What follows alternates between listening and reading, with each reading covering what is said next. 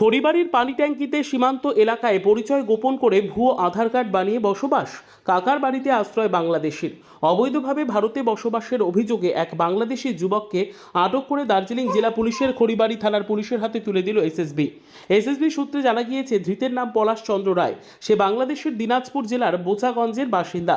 SSB সূত্রে জানা গিয়েছে, গত বছরের অক্টোবর মাসে ভারত বাংলাদেশের ফুলবাড়ি সীমান্ত দিয়ে অবৈধভাবে এদেশে প্রবেশ করে সে।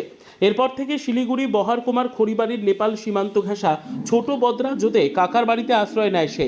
ধৃতের গতিবিধি সন্দেহজনক হওয়ায় সোমবার গভীর রাতে আটক করে তল্লাশি চালাতেই ধৃতের হেফাজত থেকে বাংলাদেশি পরিচয়পত্র, স্কুল সার্টিফিকেট, জন্ম পরিচয়পত্র উদ্ধার হয়।